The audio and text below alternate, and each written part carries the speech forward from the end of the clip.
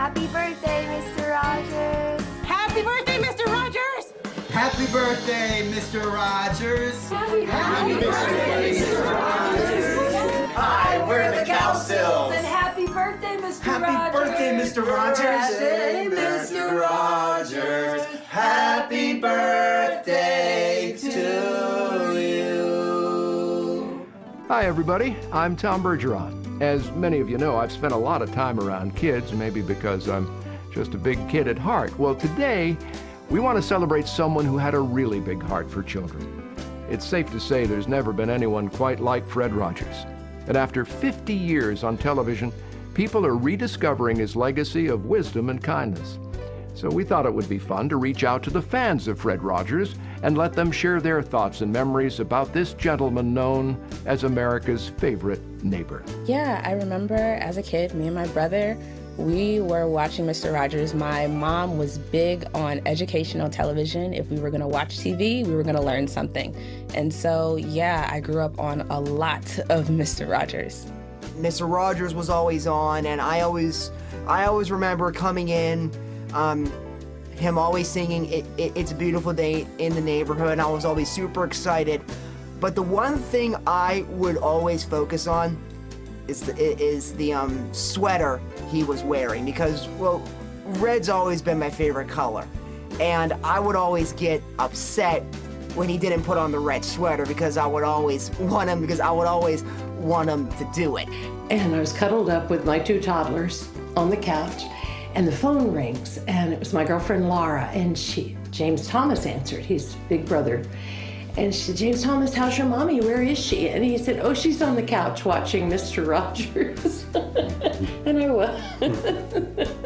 You know, my first recollection of Mr. Rogers is this feeling that I had of this man that was drawing me in, and I couldn't quite figure out why. He was a very intriguing character that for some reason was able to build a relationship with me through the screen. He comes in and then he's taking off the world of the outside and putting on the world of the inside, and it's that domesticity that was really important to him, and I think to a lot of people who were watching his program. My first recollection would be at my grandma Go King's house. She was our neighbor across the street, and she babysat me from the time I was 6 weeks old all the way up until I went to school and past that in the summer times. And I would watch Mr. Rogers at her house, and to me, she was a female Mr. Rogers, so I had it coming from all angles, but I can vividly remember sitting. I had a little wooden table and a little tiny lawn chair that I would sit in the living room and watch Mr. Rogers. Well, actually, the first programs I remember watching was his Fun and Games Week, where he went to visit a soccer field, and that was on a videotape at my grandma's place. I used to watch it over and over. I'm thinking of it now. I'm watching my son, a little fella, probably 2, sitting on the floor, his little legs spread out, and his little face looking up at the TV, just with his mouth open, just mesmerized by Fred Rogers show. Fred Rogers was so much more than just a television show host. There was such a deeper level to his message, a deeper level to him as a person. That he wasn't just Mr. Rogers that you see on TV, that was a real life person with a much deeper level to him himself. It's hard to even remember a time without Mr. Rogers. I got to be one of those, I guess, the first kids that got to see him, because I'm 53. And I just remember him just everyday part of my childhood, really. So I can't remember like a time without him. Just the way he would talk about certain subjects that children wouldn't believe that you'd be able to do. He was a wonderful person to talk to because he was genuinely interested in whoever he was talking to. Fred was the best listener I ever met in my life. I mean, I would go in and sit down next to him. He'd always be sitting on his couch in his office, and he had a chair right beside it. I'd go in and sit there, and I would just talk to him for 5 or 10 minutes, and I'd feel like I was cured. Spending 10 minutes with Mr. Rogers, he rarely said anything. So I know I watched Mr. Rogers because of my girls, but pretty soon I just felt he was speaking to me. And, his messages just went into my heart, so I'm a fan. My name is David Newell, but you may know me better as Mr. McFeely, the speedy delivery man from Mr. Rogers' neighborhood. Now today, I'm taking time out from my speedy deliveries to wish Mr. Rogers a very happy birthday. Happy birthday, Fred, and speedy delivery to you. Happy birthday, Mr. Rogers. We miss you. You were legendary, and you truly changed the world. I'm very lucky. I actually got to meet Fred Rogers, and I can tell you this, he was the same quiet and caring man off screen as he was on screen. But you probably knew that. So come on, we want to hear your stories and memories about Mr. Rogers. Not a rumor, because it was a true story, that someone stole his car from in front of his house, and Fred came out and the car was gone. And then he came back about 8 hours later and the car was back. And there was a note on the dashboard, because the fact that Fred Rogers' car had been stolen, I think it was not 8 hours later, but a couple of days later. The fact that Fred Rogers' car had been stolen had been in the news. And the people who stole it heard the news, and they left a note on the dash saying, "We're so sorry, we didn't know it was your car, we never would have stolen it." I remember sitting in college. I was in the library at the college. It was at nighttime, and I pulled up the PBS website, and there was write a letter to Mr. Rogers. And I thought, well, obviously it's not going to go to Mr. Rogers, but I'm going to at least let somebody know what it meant to me. So I sent an email, and within 12 hours, I got a response. And still to this day, I tend to choke up when I read it. It's just, it was amazing. He said, "Thank you for your beautiful email message. I'm really grateful for the warm ways you wrote about what our program has meant to you. There are many joys in our work, but it's especially satisfying to hear from friends like you who grew up with our neighborhood and who continue to have such good feelings about our television visits. It meant a great deal to me to know that you feel our program helped you learn some things that are important for your life today as a young adult. You might like to know, we've long believed that the children who benefit the most from our neighborhood are the ones who have already experienced the deep investment of love from their own families, and so they are able to understand what we offer. I hope you can appreciate all the strengths from yourself and from your family that you brought to our program that helped you hear the positive messages and use them in such healthy ways in your own life. I'm proud to know you, Tia, and I'm honored that you think our neighborhood has helped you and others in such meaningful ways. Best wishes from all of us here, and a warm Ugga Mugga from Daniel Stripe the Tiger to you. Sincerely, Fred Rogers." When I graduated from my undergrad degree back in, I believe, 2000, might have been 99, I had an extra invitation to the graduation ceremony, and rather than just chuck it in the trash, I thought, well, I'll send it to somebody. And I decided to send it to Mr. Rogers for whatever reason. And so I wrote a note on the inside that talked about, thanking him for all of the messages that he had shared with young people throughout the years, and just the positive message that was behind that. And I sent it off to the studio, thinking nothing of it. And within 2 or 3 days, had a letter back in the mail from Fred Rogers, explaining, or thanking me for my letter and congratulating me on the graduation. And I'll never forget the bottom line. He ended the letter with, and always remember you're special just because you're you. And to this day, I have that letter hanging in my office at work, and it's quite a conversation starter.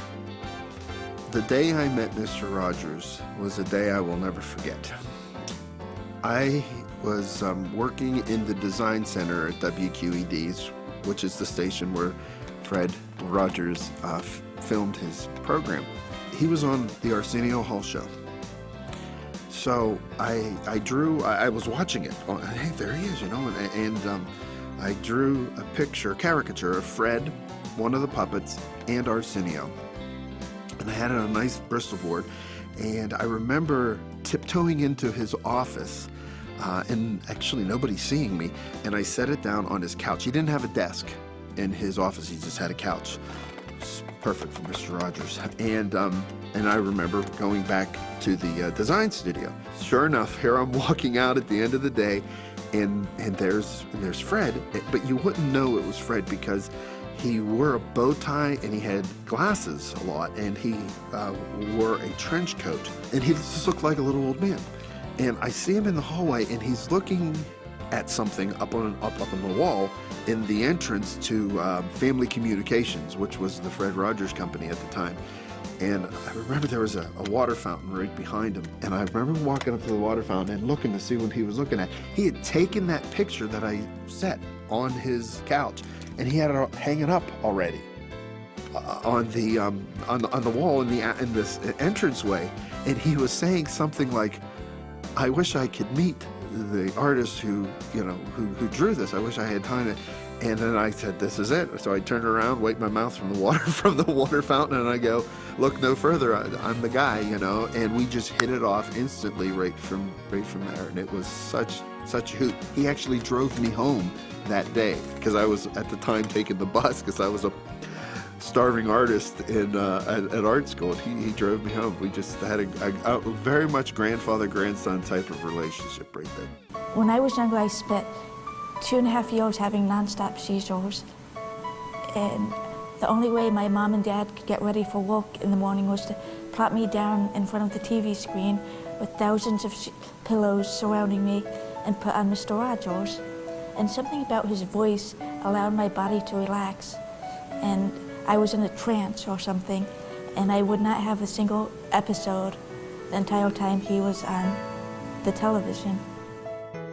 When we decided to have surgery for Beth, which was just a horrendous decision that we had to make, and she had been in and out of countless hospitals, countless blood works and examinations. It took so long to get a diagnosis and then a possible cure, which was to remove the entire left hemisphere of her brain. A couple weeks before I went into surgery, my mom wrote Mr. Rogers a letter, or rather called his studio asking if he would write me a letter saying he was thinking of me. And he called me that night, and I talked to him for over an hour. I got to talk to all of his puppets. I told him my fears of the operation. I told him stuff that I did not even tell my own mom and dad. And then I went in for surgery, and I had complications. I ended up in a coma for 6 weeks. My wife got on the phone and told him that Beth's not doing well, she's in a coma, and he said, "I'm going to come and see her." And even though Kathy said, "But she won't even know you're here, Mr. Rogers," he said, "That's okay." The only thing he brought with him was a clarinet case of all my friends, all of the puppets, like Daniel Striped Tiger. Made us take pictures, put the puppets out on Beth's bed, talk to her. He spent an hour by my bedside in the hospital. He insisted on no press or media. He just wanted it to be a private show between me and him. As Mr. Rogers was leaving the hospital, somebody asked him, "Fred, of all the people who ask you to come and see them or speak to them or help them, why this one?" And Mr. Rogers said, "This was not a request." He simply said, "It's just something I felt I had to do." It was, to this day, I can't believe that has happened. When Sam was graduating from high school, I was thinking about what might be a really fun and unique gift for him. And I thought it would be neat to bookend Sam's school days with a Mr. Rogers experience, because he started his school days watching Mr. Rogers. And she said, "Well, hang on just a moment." She put me on hold. And she came back and she said, "Do you think your son would like to come to the show, to the studio here, and play the drums on the Mr. Rogers show?" And I said, "Yes, I do think he would." And as soon as we walked into the studio, Fred came over and welcomed us. There were some other people there visiting as well, and I'm sure they were all just as excited as we were. And he shook my hand, And then he turned to Sam and welcomed him and then put his arm around Sam and said, Sam, come over here. Let me show you what I'm planning for the show today. I'm wondering if you have any ideas about it. So it was such a beautiful experience for Sam to be included. When we got home from Pittsburgh, on the porch was a big cardboard box to Sam from Fred Rogers, and we opened it up, and it was this beautiful African-made hand drum that was on the set that Sam was seated in front of when the show happened. So the sweetest thing happened in my practice a couple of weeks ago.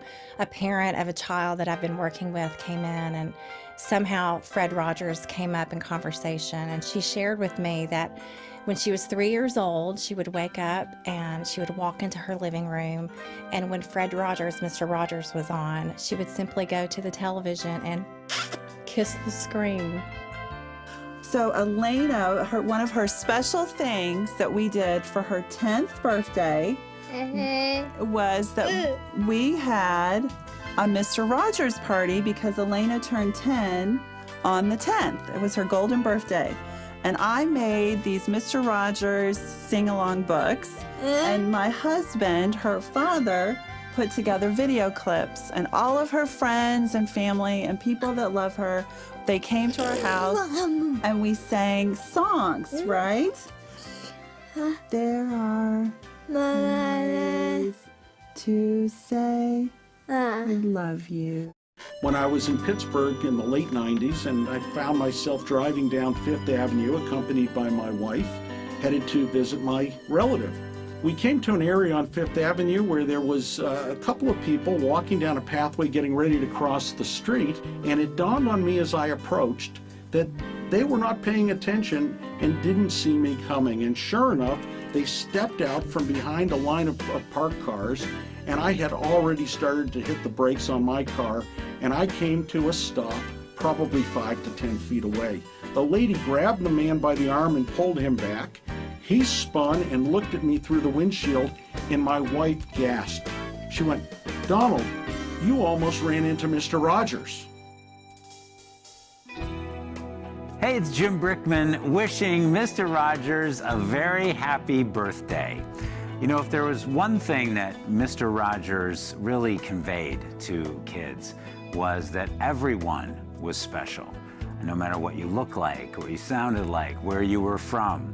And when it comes to birthday parties, there's nothing more special than your birthday, the one day of the year that you are the focus of attention and really special, and everybody appreciates who you are and what you've done. So a very special happy birthday to you, Mr. Rogers, for all you brought to us. It's a beautiful day. Hi, I'm Marilyn McCoo. And I'm Billy Davis, Jr. And although we were grown when Mr. Rogers became so popular for the children, it took no time for us to start realizing what an impact he was having on our youth. Thank you, Mr. Rogers. We love you.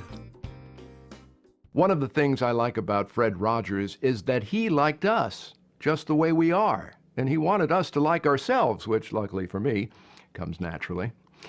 Mr. Rogers said each of us is special, and since he is so special to us, we thought we'd ask, what do you like most about Fred? And here's what folks had to say. Oh, he's very, very calm. I actually thinking of him brings a smile to my face. He was unique, absolutely unique in television in refusing to allow any advertising to very young children. He thought it was immoral. He thought if children can't tell the difference between the program and the ad. So he thought it was immoral to show ads to them, either on the program or in selling any of the products. I admire his character simply because he was all loving. You know, he didn't have an enemy. He never met anybody that he didn't want to get to know more. He never met anybody he didn't want to know better than just casually. So I really admire that, the fact that he didn't look at anyone differently from anyone else. Everybody was his neighbor, so to speak. Mr. Rogers made me feel like I was worth loving. Especially a person like myself who's grown up with a disability like cerebral palsy or he really, really cared about people in that nature. I think he had a quiet strength, and his voice could just speak volumes in such little bits.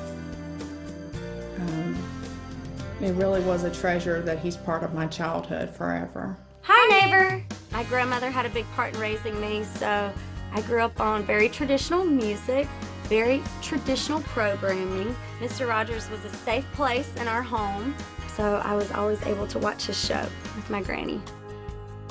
Hi, neighbor. The Monkees, our demographic was older, 10 to 12, 14-year-old. Mr. Rogers, of course, played to 4, 6, 8 years old, and I watched the show with my child, Amy, and he made little kids feel safe and happy and warm and fuzzy and cozy, like a, like a teddy bear or something like that. Happy birthday to you. Happy birthday, Mr. Rogers. So here's a question. What do Gershwin, Rogers and Hammerstein, Lennon and McCartney have in common with Fred Rogers? Well, obviously they all wore sweaters. I'm kidding. They are all great songwriters. But did you know that Fred wrote all the songs for his show? Over 200 of them. Music was very important to Fred, and along with the genius of his arranger and pianist Johnny Costa, they made beautiful music together. The first thing I remember is seeing Fred Rogers in a green sweater, putting on his shoes and singing. And he had this really authentic, soothing voice. He really wasn't concerned with his level of talent or if he was always on pitch or it wasn't really a performance to me. It was more of a facilitation of an experience. As an adult, I recognize the depth of his lyrics, that these are so much more than simple little jingles that were written for a kid's show, that these are messages and lines and thoughts that can be applied to adult life. It can be applied to our everyday lives as much as a child's everyday life. Lessons in patience, lessons in kindness and self-value and peace. These are not typical nursery rhyme type songs. That these are very deep lyrics. So many of his songs were written as though they were being spoken to you. They were very conversational. He was conversational in his lyric because he was talking to you. He was doing it with a melody, but he was also making sure that you understood what he said, and that there was purpose in the words that he wrote. I like the theme song. I think it's a pretty cliche thing to say, but it's probably my favorite. Yeah, I like how it starts kind of simple in the beginning. I think Johnny Costa got it from a Beethoven sonata, and so it starts kind of, da-da-da-da-da-da, very simple in the beginning, and then it kind of goes crazy from there. And so I really like it. Well, I like a lot of his music, and I sing a lot of his music to my kids and my grandkids. I always love to hear him sing, it's such a good feeling. It's such a good feeling to know you're alive. It's such a happy feeling. You're growing inside.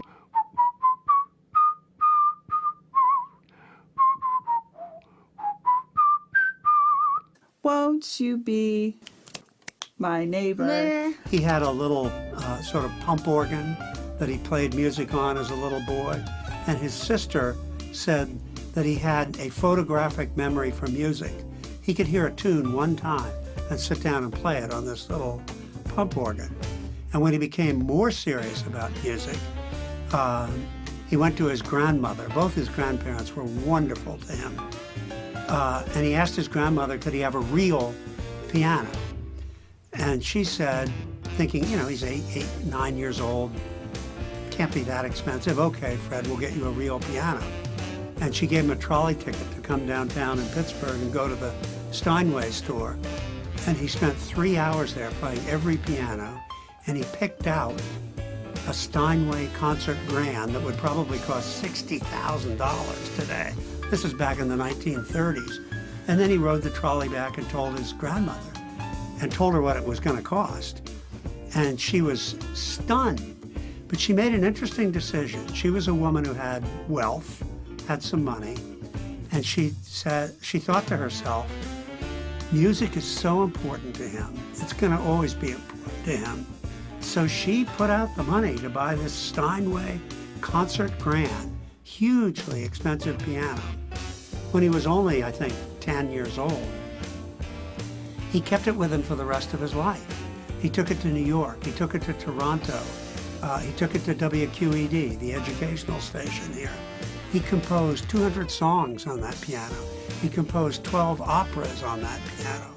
That piano was as important a thing as there ever was in Fred Rogers' life.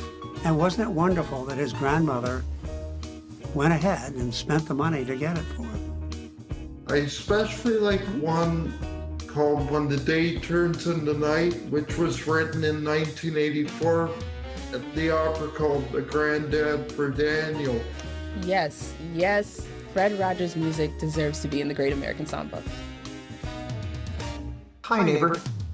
Mr. Rogers' Neighborhood carved out a piece of American culture that was extremely important, not just in the 60s or 70s, but even today. I mean, we need to reflect on those things. Hi, everybody. My name is Sandy Patty.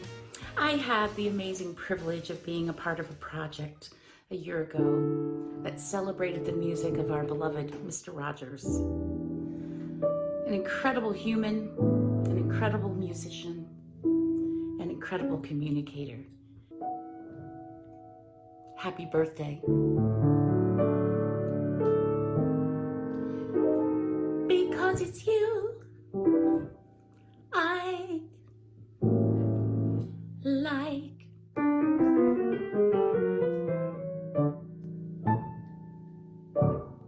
Happy birthday, Mr. Rogers. Hi, neighbor. Anybody that came from a broken home, they would watch Mr. Rogers and just wish that that was their dad because of just how nurturing and kind he was. Probably kindergarten, I remember just listening to him speak. It was so smooth and soft and gentle, instantly just peace. He is well missed and left an incredible legacy.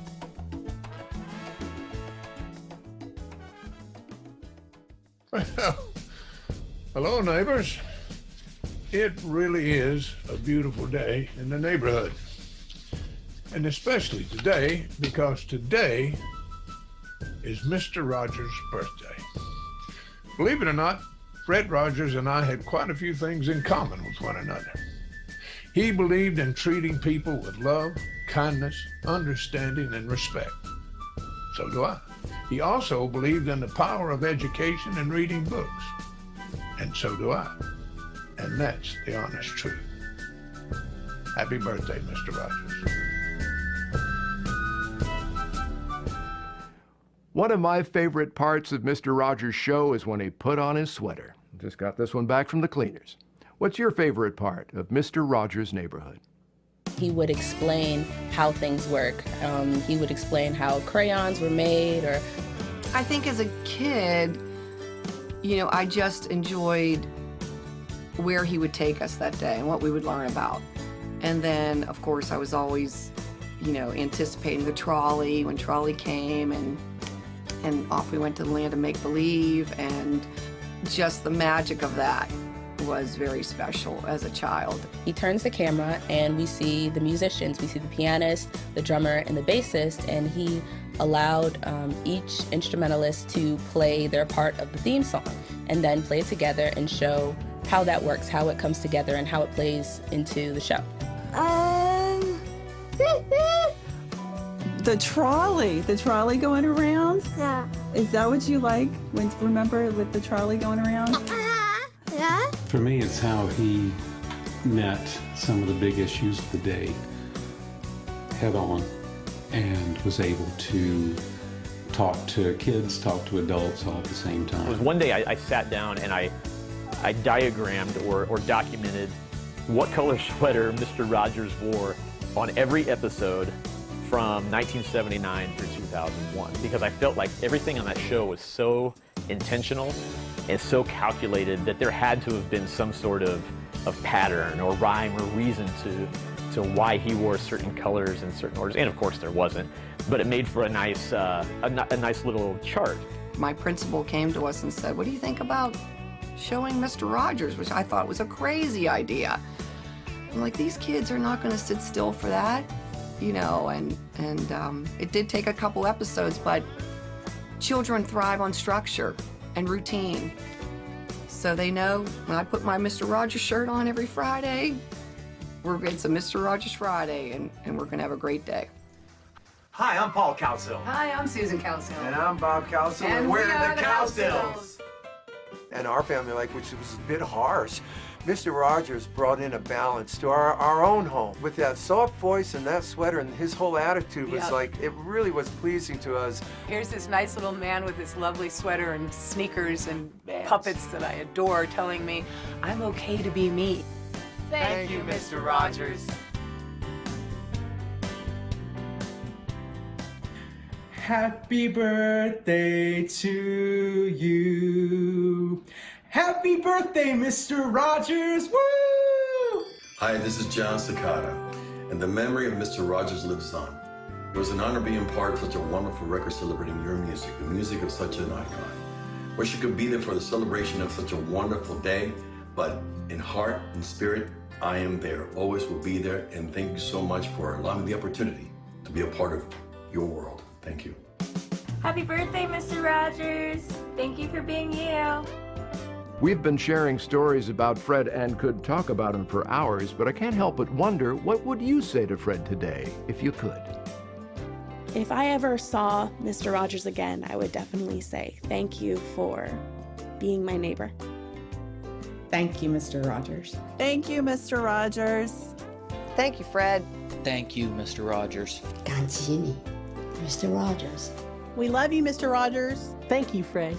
Thank you for responding to my letter, and thank you for my childhood. I would say thank you, Mr. Rogers. Thank you, Mr. Rogers. Thank you so much, Mr. Rogers. Thank you, Mr. Rogers. Thank you, Fred, for everything you did for us. We love you, Mr. Rogers. Thank you for being you. Happy birthday to you. Happy birthday to you. Happy birthday, Mr. Rogers. Happy birthday to you. Happy birthday, Mr. Rogers. Thanks to all of you for helping us celebrate the music and memories of Mr. Rogers. Fred once said, "If you could only sense how important you are to the lives of those you meet, how important you can be to the people you may never even dream of, there is something of yourself that you leave at every meeting with another person." We can't even begin to thank Fred for all that he has left for us. So on that note, I'm Tom Bergeron. I have enjoyed being with you, and on behalf of all his friends and fans, I'd like to say thank you, Mr. Rogers. Thank you for being you.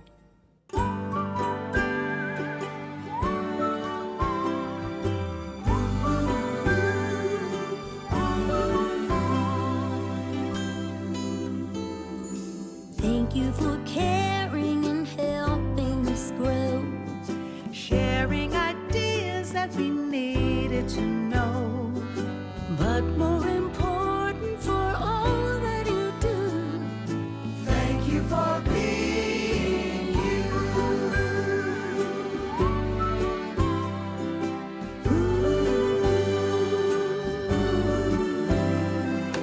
Thank you for helping us stand on our own. Thank you for bringing the world to our home. Music and stories that we never knew. Thank you for being you. Words could never measure. A gift would be too small. But more than any treasure, we love you most of all. Yes,